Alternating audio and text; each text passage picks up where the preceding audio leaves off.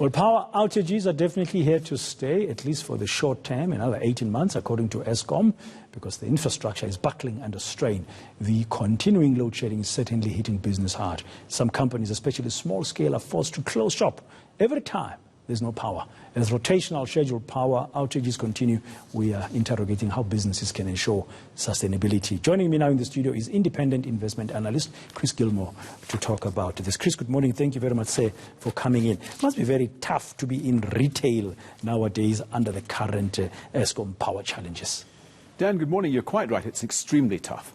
At a macro level, bear in mind that consumer spending accounts for almost 60% of South Africa's GDP. This is a nation of spenders, not savers. And so when load shedding kicks in, you go to the shopping mall, and it's actually quite a morbid experience.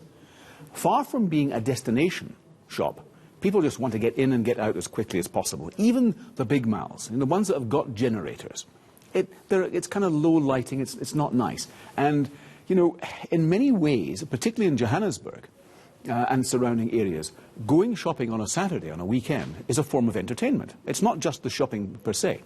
So if you're forced to make it unpleasant because of load shedding, it's detracting from that whole. And from that contribution that we make as spenders to the GDP, if you can't shop, money doesn't circulate, it affects the economy. Absolutely. Look, there are certain things that you can't defer. So what we call, I'm thinking of perishables and stuff like that. Yes. So non-discretionary items is the expression I'm looking for. So food and stuff like that.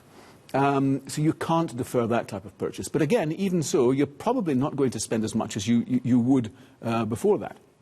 And the discretionary items, clothing, appliances, things like, you're just going to put that off. Now, if you are an owner of a small shop in any mall or in any kind of shopping center, and you have no generator, on the day that there's load shedding for those hours, you shut down, and sometimes employees don't come back, so you lose business for the whole day. You're quite right.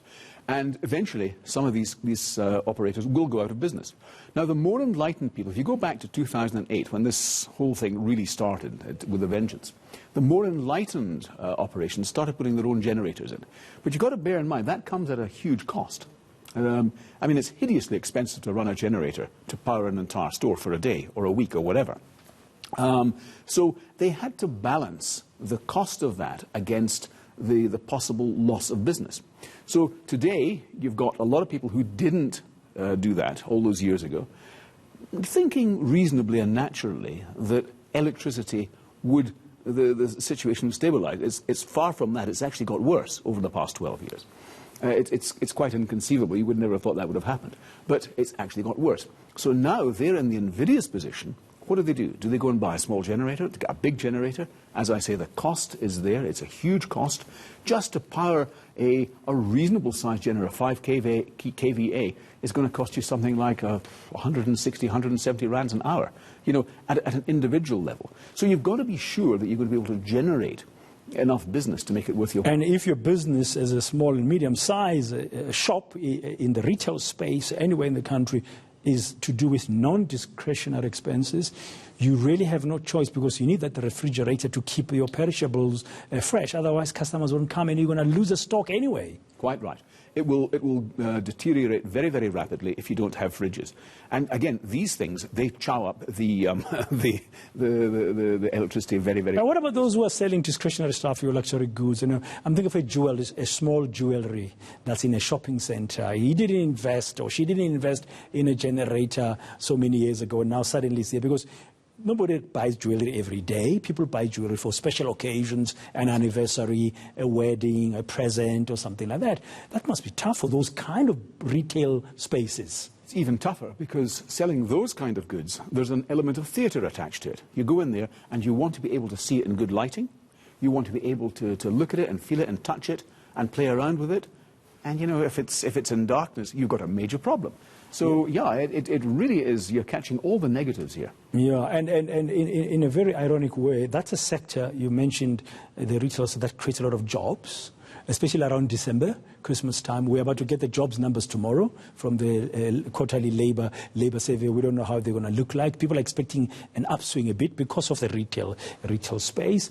But the longer this load shedding continues, those kind of numbers might also be eroded over time. Oh, no, you're right. And look, we'll be getting in early March the fourth quarter GDP figures for 2019. And there's a great concern amongst a lot of economists that it's going to be negative. The third quarter was already negative. If you get a fourth quarter being negative, that's called a technical recession.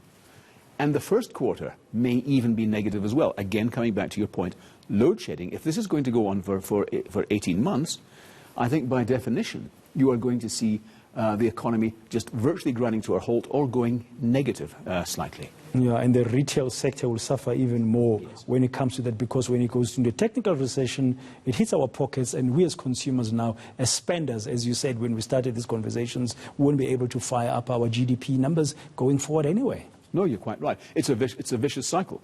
So Moody's, the ratings agency, is looking very, very closely at South Africa. At the end of March, they have to make a decision as to whether to downgrade our last remaining investment grade to sub-investment.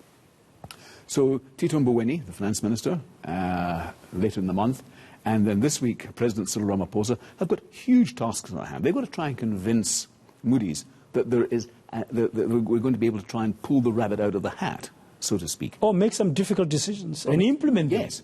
But where on earth we're going to get growth from against a background of low or virtually no power for long periods of time is truly beyond me. So the next 2 years, medium term, is going to be very tough. Thank you very much, Chris Gilmore, independent investment analyst. Now